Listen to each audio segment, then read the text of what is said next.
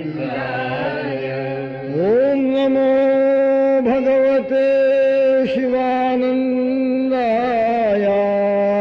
ॐ नमो भगवते शिवानन्दाय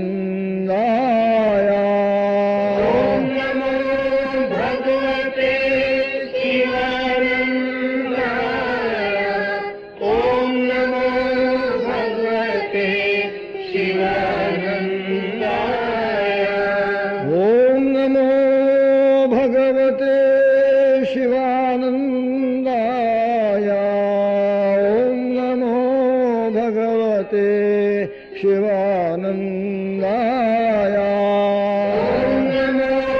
भगवते शिवानन्दाय ॐ नमो भगवते शिवानन्दाय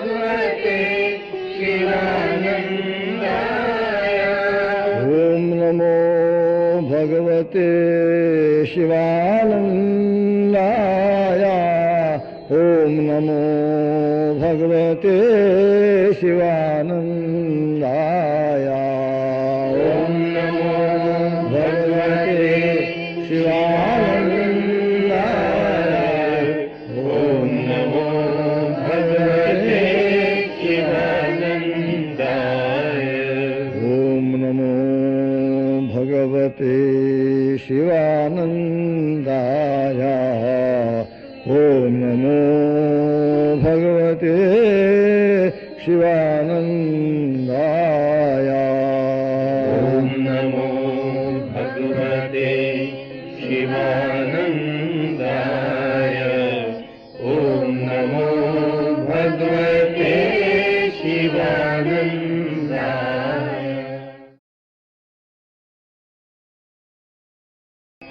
ॐ नमो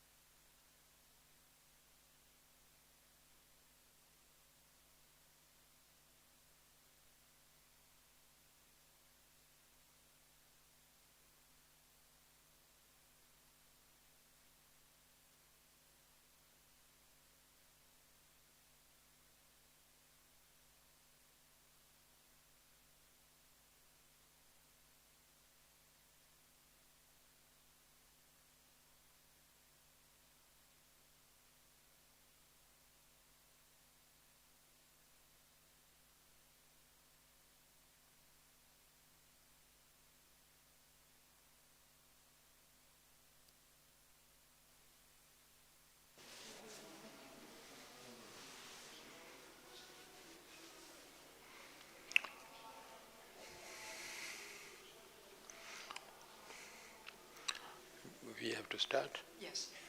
Is it time to start?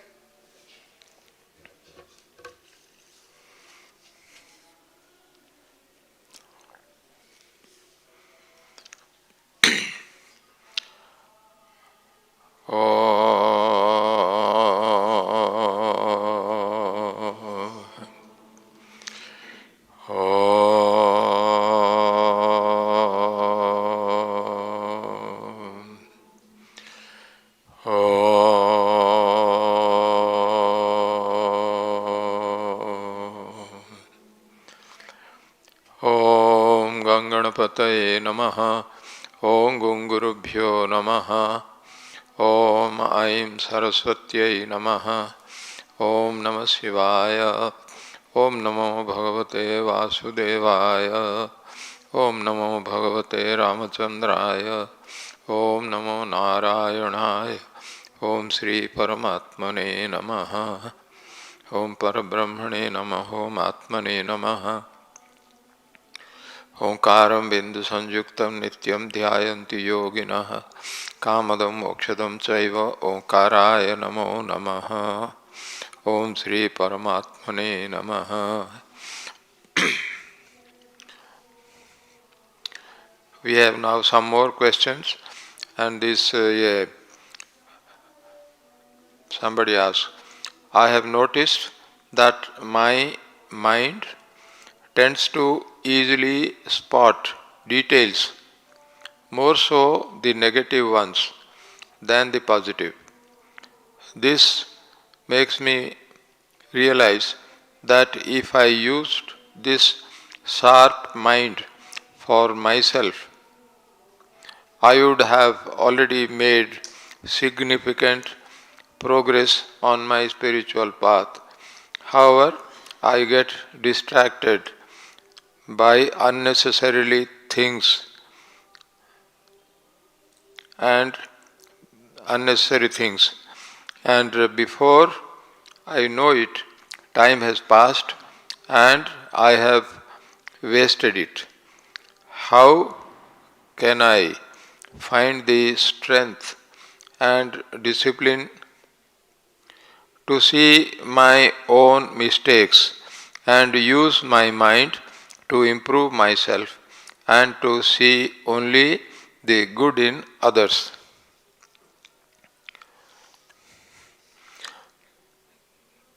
This is a natural thing of our mind. Our mind always tries to think of the defects of others, thinking that I know everything and others don't know. Like that, all these, these are all ways of the mind. This we must be aware, and you know that yes, I have already, that this is my defect. And you also say that but I get distracted by unnecessary things, and before I know it, time has passed and I have wasted it. Actually, for this we have to be very, very careful, very vigilant. Having already got this experience that mind actually plays its trick, and also my time is wasted. When you already know that, it is better to learn from our mistakes, learn from the past. Like that, we have to be strict about our mind. We know that you are saying time is being wasted. I have lost a lot of my valuable time, which I could have done it. This is a good thing. It's a good awareness and realization. Now the work has to come. We have to control our mind. The mind has to be controlled by ourselves only. So if once you know that these are the things which are not helpful to me, and these are the defects of the mind, and they distract me from my path, or from the objective, or from what I am supposed to do, and we have to be firm on this. We should have a firm determination and reject all those things which are not helpful to us, things which distract us. Better to stop all that, and that exercise has to be done by us only. So a little firmness is necessary. We should have firm determination, and we should also have a little discrimination.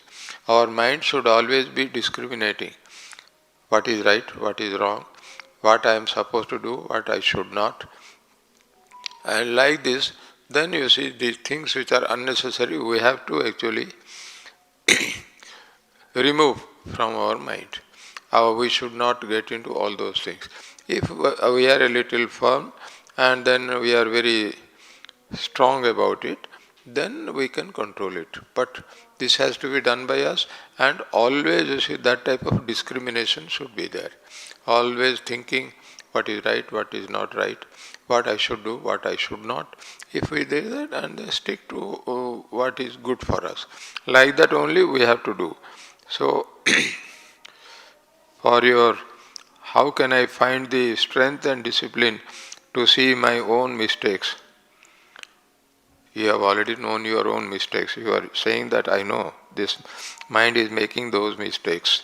So better be alert about it, careful, and then think that I will not repeat those mistakes. I will not allow my mind to do all that. Like that only you will have to see. See your own mistakes, keep it very clearly in your uppermost in your mind. If we have a constant awareness of our own mistakes, it is with an idea that we don't get into that. We don't fall a prey to this. So like that, avoid all that from our mind. And use your mind to improve myself. This is good. So this will come only if we persist in that and constantly make effort for that. And also to improve myself. And also to see only the good in others. This is a very good thing. If we see the good in others, we will be aware of all good things only in our mind, in our life. If we see the bad things in others, they will all come to us. They will be a part of our life because our mind will be dwelling upon those mistakes of others only. It is not right. Not constantly to think of those things. But it is good to be aware of the mistakes of others so that we don't repeat those things in our life. To that extent only, we learn from others' mistakes. And then know what is good for me. Avoid those mistakes in our life and then do what is right for us. Then go on, you see, this persisting or constantly proceeding with our own spiritual practices. Whatever is required, that we should do. If that is done,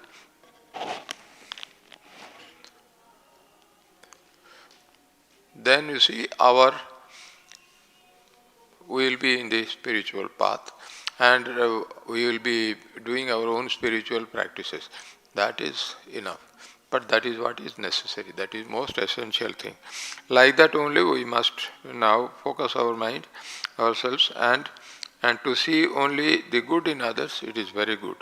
If we try to see only good in others, that is the advice of Swami Sivananda Maharaj also. See always the good in others. See in what extent you see I am lacking those good qualities and try to imbibe those things in our life. And if we see others' mistakes and our evil qualities or defects, then that will come to us. Better to ignore those things, but be aware of it.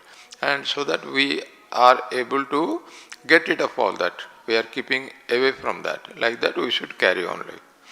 And try to see good in others, it is very good.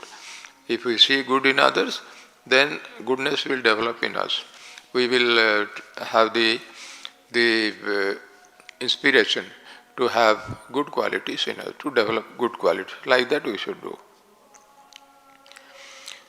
Friendships, like all relationships, need to be nurtured. I have been living abroad for many years, and when I return to my home country, it's only for a short time, and I only manage to see my immediate family and a small group of friends. However, I have another group of friends whom I haven't seen in several years. When I visit my country, we have a WhatsApp group. What I no longer feel close enough, but I no longer feel close enough to talk to them or share things. And the messages are limited to Merry Christmas or Happy Birthday. Before, when someone remembers to post it in the group, should I try to reconnect and cultivate that friendship again? Or should I let the situation unfold naturally, move on, and leave this WhatsApp group, letting them know I am available, but that they should message or call me privately? this is a good thing. Because it is not a good thing, you see, to go on having all types of dealings with others, relationships, and also, you see, sending WhatsApp messages and replying, and like that it is going on. It is a waste of time, distraction. And also, you see, our mind will not be able to focus on own spiritual practices. The important thing is, yes, what you are saying, but they should message or call me privately, letting them know I am available, but that they should send message or call me privately.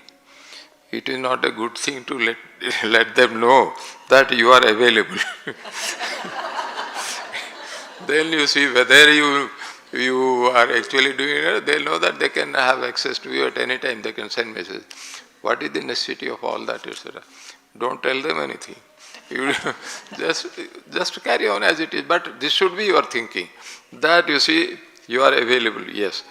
You are available, whether telling them you are available or not, that is not important. You are available.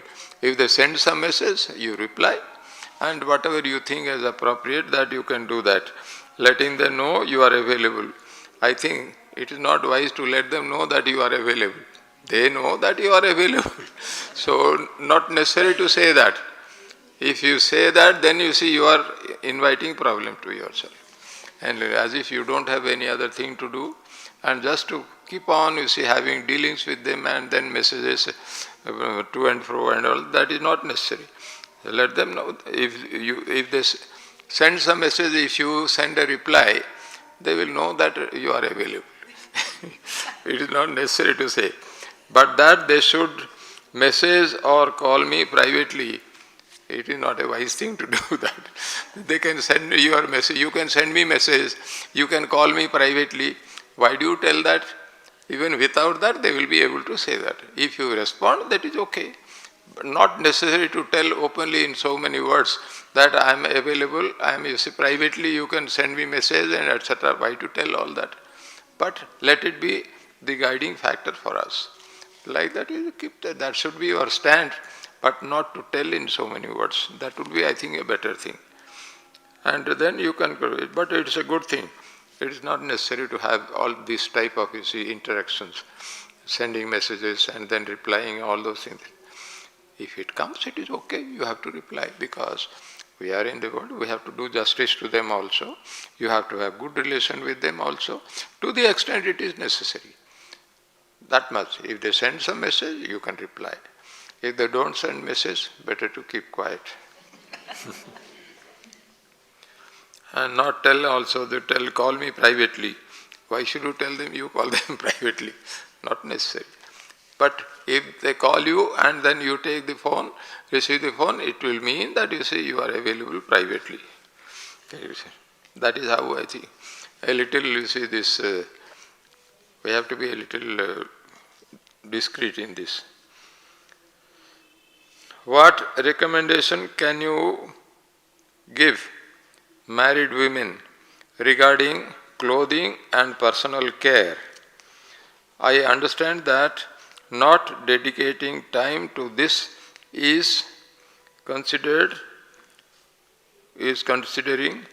neglectful, but when I do dedicate time to it, I feel a little guilty because it seems so superficial. We need not worry about it. And we did not give too much of attention also for our clothing and all that. But since we are in the society, we are moving with others, whatever minimum basic things are necessary, we must attend to that. So that we fall in line. And we know that, you see, we are one among many, etc. And we should not let them feel that I am distinct in any way. That feeling should not be there. And at the same time, not too much, giving so much of time for our this dressing and all that, clothing and all that which you are saying, that is not necessary. Whatever minimum is necessary to have a reasonably decent look. Decent. decently, so that you are able to carry on with other people. As other people are doing, you should also do that. So that, you see, we don't become distinct. We don't become, you see, prominent in that. Like that, just mix with them and then carry on with others, as others are doing. We don't have to do something too much. And I think what others are doing, that should be quite sufficient for us. It will not be too much of time or attention. It will not need that. Just carry on, just to be one among many. Like that we should do that. So, if feel guilty because it seems so superficial. Whether superficial or not, we are in the society. Don't mind whether it is suitable, whether you feel it is superficial. Even if it is superficial, we have to do that because we have to be in the superficial society. That is what we are there. So we just carry on, whatever is required. If you think for some reason it is required, do it. And as others are doing, so that you don't become too prominent or too, you see, this, and you don't feel you are one with them, or you should not be out of place. That also should be there. Like that we should carry on. Minimum that is necessary. So regarding clothing and personal care, we have to give a little attention. Whatever is required to get along in the society, to live in the society without any problem or difficulty, or attracting others' unnecessary notice. That also you can do that. So this set we have done it. Then there is another set also.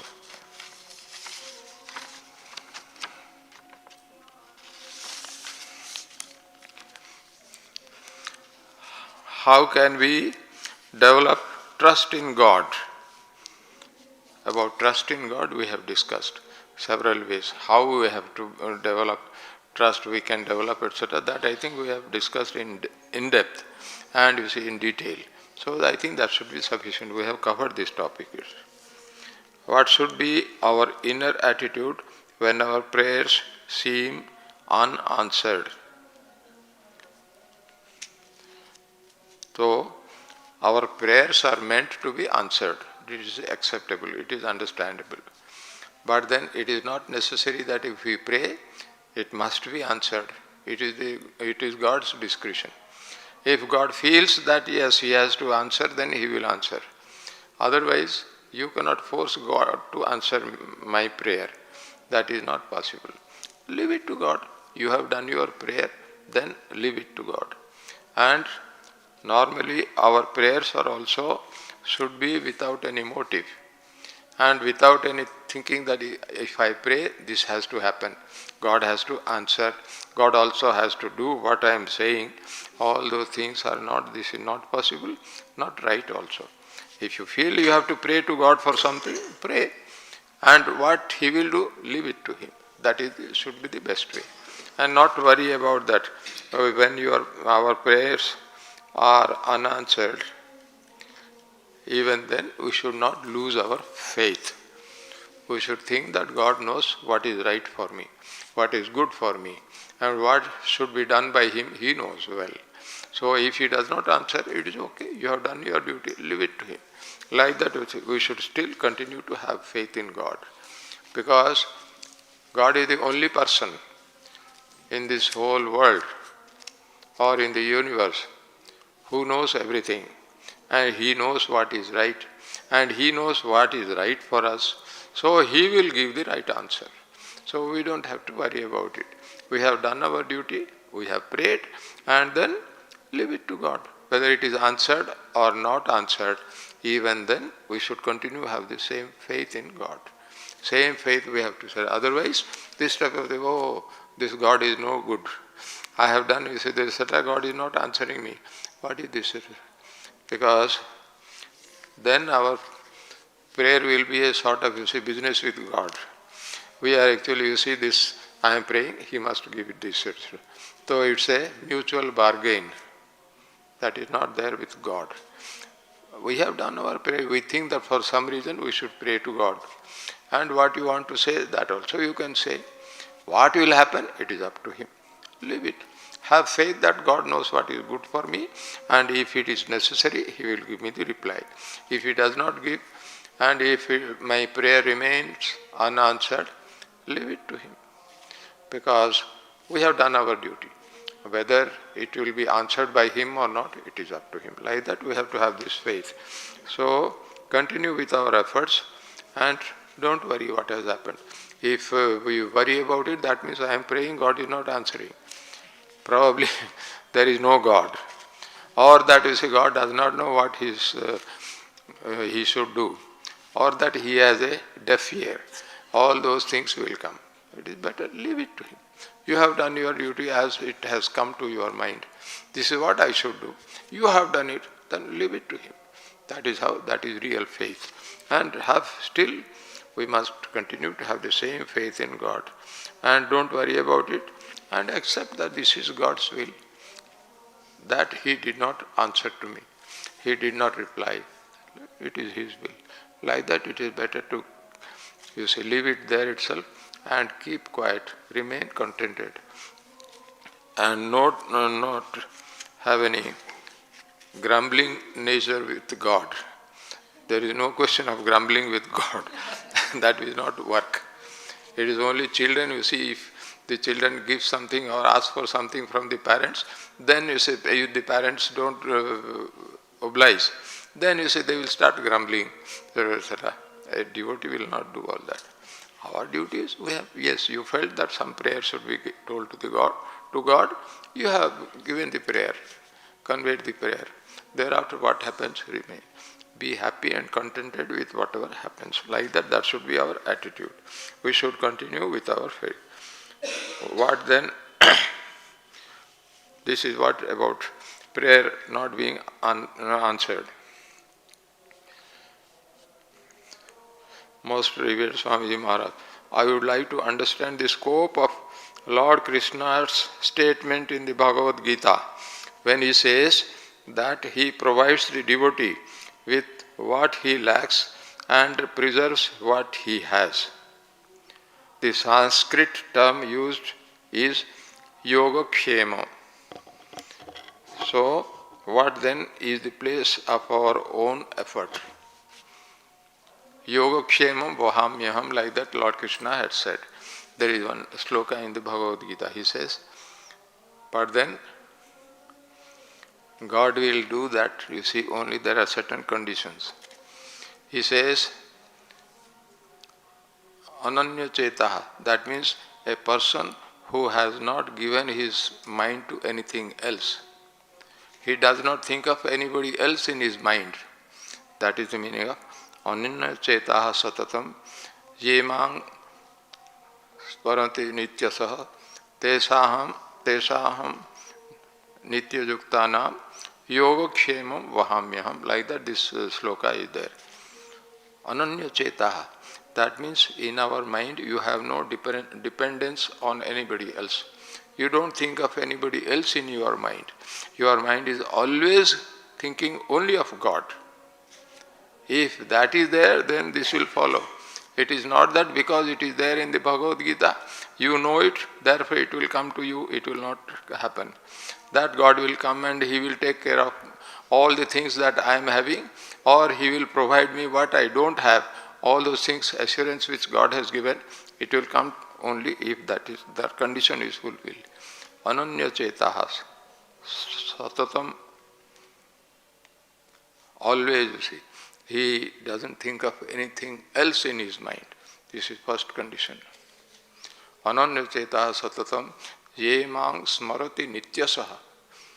And those people who yemang smarati nityasaha, who always thinks of me only, he remembers me only. Nityasaha means always. A person who always remembers God and who always, if he does not think of anything else other than me, he has no faith in anybody else and he has given his mind to me. He says then, Tesham nityabhiyuktanam, because by this they are actually ever united with me. Always, they remain united with me.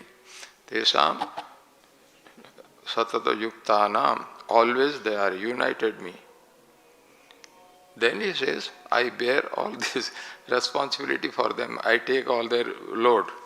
I preserve what they don't have, and I provide them with what they don't have. Yoga kshemam vahamyam, like that you should understand. Now, if you are asking, then what is the place of our own effort? If God is to do everything, then naturally, why I have to do anything? Where is the scope for my own doing? Like that it will come. But God will do for us only if we fulfill those conditions. First condition is that always thinking of God and not giving our mind to something else. Ananya chetaha. If we are not giving our mind to anything else, that means we are not keeping anybody else in our mind, then only He will come. And then always remembering God. Ananya chetaha satatam. Yomang smarati nityasaha. Who always remembers me. Nityasaha means always. Always. Are we able to do that? Always remembering God and not thinking of anybody else in our mind, not giving our mind to anybody else. If we do that, then we become what will be the conclusion? Tesam nityabhijuktanam. If we do like this, we are always united with God. Nitya abhijuktanam, nitya abhijuktanam. Those who are ever connected to me, ever united with me, they are always, think only of me. They are with me only. For them, nothing else is there. Everything me only. Tesam satata yuktanam. Then God comes in. Then it says, yoga kshemam vahamyam. At that time, God will take our own responsibility. He will actually provide what we don't have and also preserve what we have. Yoga kshemam. Yoga kshemam means whatever things we are having and we don't have, He will provide all that. Yoga. That means, He will give us something. It will come to us. And kshemam. Whatever we are having, He will preserve that. He will protect that for us. God will do that only if we are fulfilling all other conditions. This we want to know. Then you say that what is the place of our own effort? This is what he asks. What then is the place of our own effort? What is our place? What is the place of our own effort? Our effort is to fulfill all those conditions. Whatever has been told that God will do all that, etc. Don't think that you will be getting all the help from God. Just you think of it. Just wish it. It will come. It is not like that. For that, we have to first fulfill all those conditions. We must not think of anybody else in our mind at any time. And always remembering Ananya chetaha satatam. Always not thinking of anybody else in our mind. That is the first condition. Second thing is smaranti nityasaha. They always remember me only. Always remembering God. Without any break, without any interruption. If that is there, that is the second condition. Then he says, Tesam nityabhijuktanam. Like this, if they are ever united with me, always remaining united with God, if this condition is fulfilled, then God will come in and He will help us. I take all responsibility for them.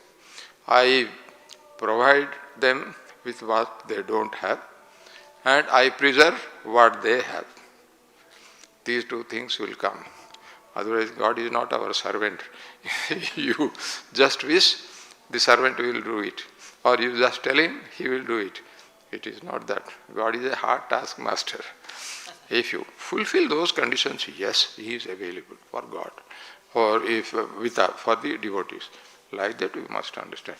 So then you are saying that what is the place of our own effort?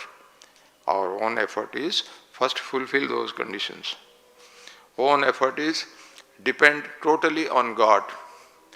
Our own effort is not think of anything else in our mind at any time, and then remaining ever united with me, with Him, in our mind, in our activities, in our dealings, in everything, you see, always. Nityesam nityabhijuktanam, who are ever united with me, ever united with me. What is our own personal, where is the place my own personal effort? Our own personal effort, place for that is, if you want God to take up our responsibility, fulfill those conditions. All of us, every devotee. If we want that God should come into our life, God should do everything for us, and then I don't have to do, I will just have a little tea and a little, you see, this snacks and all that, and food and all that, and remaining, have a nice life. Yet, expect God to do everything for me. How that will be possible? Our aid is, where is the place of our place for my own personal effort? Our own personal effort is, first fulfill all those conditions. And secondly, be ever united with me, with Him, with God. And if we are able to do that, then that help from God will come. And God will take over all our responsibility. That is very true. Once God has said that I will take up His responsibility, He will never, He is not, you see this, He will not back out from His promise. What He said, and again the next moment says, no, I have not told you anything. God will not say that. He sticks to what He says.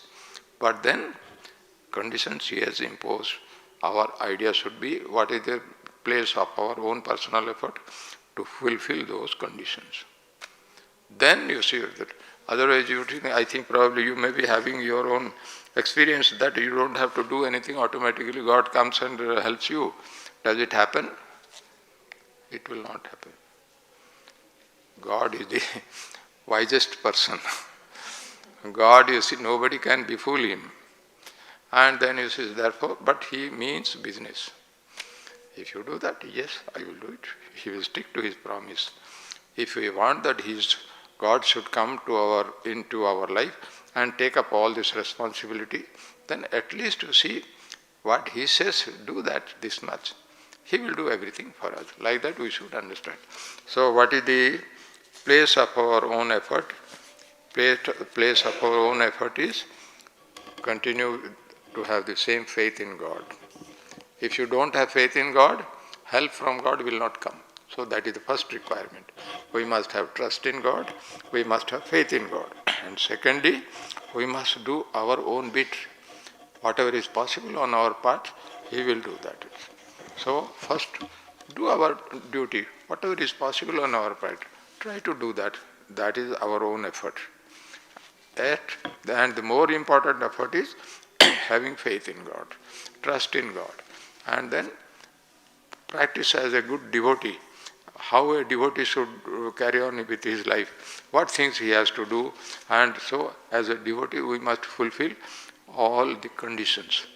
That is our effort. That is what it is required of us, that is expected from us. If that is there, God's help will come. This is the place of our own effort. Then he says, does this assurance refer only to worldly matters, or does it primarily concern our spiritual life? It is for everything. Whatever God has given, He told, He doesn't say that it is only for spiritual matters. He doesn't say that it is only what is required for this is his spiritual things, and that it is not so. For anything, for entire life, God will come to. If we surrender ourselves totally to God and depend on God for our whole life, and then for everything, and fulfill those conditions, live according to that, then God will certainly come. He will give help. Whatever He has said, that you see, yoga kshemam, that means whatever we don't have, He will provide that. And whatever we have, that He will preserve. Both the things He has given. What else is required? Everything that we need comes to this. These two things, what we don't have or what we need, those two things only. And to protect or preserve what we have. So God will do everything for us. Only thing is, if we totally surrender to Him. That is the place of our own effort. We have to first have devotion to God, absolute faith in God. And secondly, fulfill all these requirements. And not give our mind to something else, not depend on somebody else. That will not work. So if we have totally depend on God, God will do everything for us. So that is the place of our own effort. It not only concerns the worldly matters, it is for everything. He says that everything, he says, whatever is required, like that he says. God says that whatever he doesn't have, I provide. Whatever he has, I protect. Whatever means, you see, it includes everything. The whole life, our entire life is included in that. So God takes full charge of the whole life for us.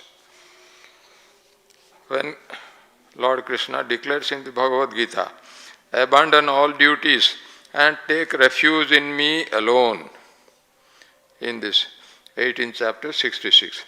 Is he speaking of the renunciation of the sannyasin? What is truly implied by the abandonment of all duties?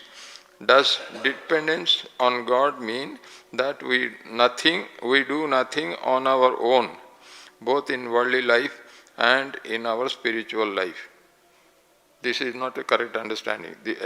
When he says that abandon all duties and take refuge in me alone, he is speaking for everybody, for the entire mankind. It is not for sannyasins alone. When he says that abandon all duties and take refuge in me, it is not for sannyasins alone. Sannyasins are also included in that. But it is for all human beings, all devotees. And abandon all duties. He doesn't speak of the renunciation of the sannyasin, no. He was speaking it to Arjuna. Was Arjuna a sannyasin? It was addressed to Arjuna only. He tells, abandon all your duties and take refuge in me. That means Arjuna as a representative of all human beings, entire humanity. It was not for sannyasins alone. So it is for everybody. He is not speaking of the sannyasin of the renunciation of the sannyasin. He doesn't say that you renounce and become a sannyasin. Lord never uses this word. He never uses the word sannyasin in the Bhagavad Gita. In the entire Bhagavad Gita, there is no mention of sannyasin. Sannyasin is there in other context. Gyeya sa nitya sannyasi yo no dveshti no kankhyati. He is a nitya sannyasi, ever a sannyasi, who jo no dveshti no kankhyati. A person who doesn't have any aversion, he does not hate anybody. And also, yo no dveshti no kankhyati, who has no desire. It is a general statement. It is for everybody. It is not for sannyasins alone. When he says that you give up all your duties, etc., it is for everybody. Then have absolute trust in God. It doesn't mean that don't do your duty. Abandon your duty means that is that means we should also think that, you see, these are all worldly duties. Our duties in this world, they are necessary. But more than that, more important than that is our duty towards God, towards our surrender to God, taking total refuge in God. That is what he says. Abandon all your duties and take refuge in me alone. Then I will absolve you of all sins which may occur in that case. So that is why he says that means it is for everybody. It is not for sannyasins. When he says that you abandon all duties, it is not for the renunciation of the sannyasi. It is for all. Nobody should have any desire. We should not have any attachment to anybody. And then we must not have clinging for anything in this world. All those things are implied in that. So that is what he says, that Sarvadharman parityajya mamekam sharanam braja. All other duties which we are there in the world, they are okay, they are necessary, but they are not all. Our duty to God is the highest. So then he says that whatever you think as duty towards others, if you do it, okay, you should do that. At other places he has said that you must fulfill your own duties. But here he says in the last chapter, last teaching, final teaching of the Lord to Arjuna, there he says, abandon all your duties. Our duty towards God, taking refuge in God, that is more important than anything else. Taking absolutely, making absolute surrender to God, that is more important. That is the highest thing. So abandon all your duties doesn't mean that don't do your duties. Here it means that those duties are secondary. They are, they are inferior compared to our duty towards God. So more important is our duty to God to make total refuge, total surrender to God. That is what it is. Abandon all your duties. So he says, Sarvadharman parityajya mamekam sharanam braja. Take refuge in me alone. That means total surrender to God. When we make total surrender to God, there at that time there is no other consideration at all. God is the highest. If we have surrendered totally to God, that is enough. That is the purpose of our life. That is our, in fact, aim in our life. If we can have total surrender to God. But this is not an easy thing, very easier said than done. And then who can do that type of thing? Depending totally on God. You are saying that there were other things, other persons. You see these examples. There are God-men. Is he speaking of the renunciation of the sannyasin? It is not the renunciation of the sannyasins. This type of renunciation is required for everybody. This is for all, not for sannyasins alone. What is truly implied by the abandonment of all duties? All duties, abandonment of all duties, the idea is that is not the highest thing. We have to do our duty, but our duty to God is the highest. And that, you see, subsumes everything. So that is that for fulfilling our duty towards God, one can renounce all those things. Only when we are in that state. And when we have total, you see, the faith in God. And does dependence on God mean that we nothing on our own, both in worldly life and in our spiritual life? No. Here it does not mean that you do nothing on our own. Will you do eating or not? Will you renounce it to God? God will do eating for us and then you keep quiet. Yes, if that is possible, you do that. Whatever is convenient to us, we will keep to ourselves. And what is not so convenient, etc., leave it to God. This is not what it is meant here. Here is all duties. Here the implication is our duty to God, surrendering to God, taking refuge into God, in God. That is the most important than anything else. That is more important. That is the most important. Like that we should understand. But then he says, if we don't do that, now ordinarily if we don't fulfill our own duties, it will be a sin. At other places the Lord has said, if you don't do your own duty, then you incur sin. Like that he has said. So he will not say that you do something which is not, which is sinful. That he is not saying. He is saying that the higher duty for us, when we are in the world, we have to fulfill all our duty towards every person. Whatever is there, our duty in the society, that has to be done by us. But then more important is duty to God. More important is total surrender to God, taking refuge in Him. When we know that totally that God is everything for me, and if we have total dependence on Him, then we can do that. So only at that time, at that stage, he says, abandon all your duties. But next line he says, take refuge in me alone. Why are you leaving that?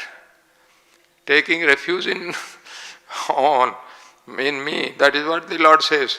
For the purpose of taking refuge in me, you can abandon everything. That is possible. But not, you see, conveniently abandon all your duties. Don't bother about God. You just carry on. This is not the intention. So, if you have got that type of, you are giving an example here. I have read accounts of great saints who carried their dependence on God to such an extent that they did nothing, not even for the maintenance of their families. Are such examples meant to be a universal ideal, or are they exceptional state reached by rare souls? The second line is correct. It is not a universal ideal. It is a universal ideal in the sense that everybody should follow. Keep that as an ideal. But everybody cannot do that. Depending on your own situation, own conditions, own family situation and other obligations, it will not be possible for you to leave everything and take absolute refuge in God. That will not be possible for everybody. Depending on one's own state of evolution, on our own situations, family conditions, so many factors are there. Where it is possible to do that, you are giving examples of this great saints of Maharashtra and all that, all those things, it is there. Only those who have got, where they don't have anything else in their mind, they think only of God. Is it possible for us to think only of God 24 hours and also through all the 30 days of the month and also the whole year? Are we able to do that? Then you can think of that, you can compare. Yes, they were doing it, God will do that, etc. But it is for our purpose, whatever is convenient to us, we will say, we will want to take the advantage of both. That type of benefit from God, God's blessing, and yet carry on with our own activities, way of life. This is not possible. If we are comparing with the Maharashtra saints and sages, what they were doing, they were not bothering. And then you see, 24 hours they were thinking only of God. Their mind was in God only and nothing else. In their mind, they were not thinking of anything else at all. That was nothing there in their mind. If that is possible, you can do that. God will also do for us. When we totally depend on God, only think of God, our mind is given totally to God, and there is nothing else in our mind, then this will be possible. God will do everything for us. Because we are thinking only of God for us. Other than God, nothing else is there. If that is there, then it will be possible. So, it is a universal ideal. Everybody should try to follow that and reach that. But we cannot copy that in our life, for our own personal convenience. That is not possible. Are they exceptional states reached by rare souls? Yes. For them, they were not making any advertisement before anybody. God automatically knew that their mind is with me only. And they are totally depending on me only. And then they are not thinking of anything else. At that time, automatically, they don't ask for any help from God. God automatically gives them. Because He knows their mind is with me. And so, it is my duty to take care of them. So God automatically does it. Only this is for rare souls in the sense, those who can have that state of mind, then that is possible. It is a universal ideal. Yes, it is an ideal for everybody. Every devotee should try to reach that state. But then fulfill the conditions which are required for that. That is what it is meant. They are exceptional states only. They are rare souls who can do that. Like Tukaram, Namdev, and other bhaktas. Yes, they were there. For Narsi Mehta also was like that only, of Gujarat. For Narsi Mehta also. So there is no time to think of all these stories about their life, etc. They were like this, those things. For Narsi Mehta, you see, he was having a daughter for marriage, you see, he was supposed to do some arrangements and etc. But his mind was so much in his, he was not bothered about, you see, not thinking of about this marriage and all that, all those things. And then somehow he felt that, you see, it is better to go to the forest and I will sit there. And there he was chanting God's name only, thinking of God only and nothing else. At that time, these persons, you see, the people who were supposed to come for this, his daughters, this fixing up marriage and all that, they came to his house. Narasimha Mehta was in the forest. He was not aware of anything. He was not thinking of his daughter's marriage and etc. Nothing was there in his mind. In his mind, only God was there. At that time, you see, and God came in the form of those, etc. And then there was another Narasimha Mehta. God became another Narasimha Mehta, and he played the role of Narasimha Mehta in his own house. And real Narasimha Mehta was there in the forest. He was sitting there and thinking of God and nothing else. So God can do all that. Only for such rare souls who don't have anything else in their mind. They think only of God. Repeating God's name only, he was doing this. That is possible if this type of total surrender to God, and in fact total merger in God. If the mind is totally merged in God, then you see this will all be possible. So this is what it is. It is a universal ideal, but they are also exceptional states reached by rare souls. This is not an ordinary thing. Very rare persons, rare devotees are able to do like that. So then God will do everything. But then we should keep in our mind what were the ideals they were having, what type of life they were leading, and also in their mind whatever were they thinking. That is the ideal for all of us. So like that, Tukaram, Namdev and other bhaktas of Maharashtra, they were all having in that state, and that type of life they were leading. Totally thinking of God and nothing else. That should be our ideal. We should try to do that. So thank you very much.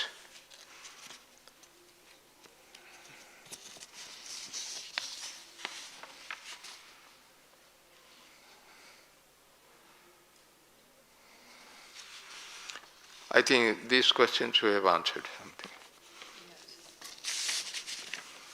Is it time to break?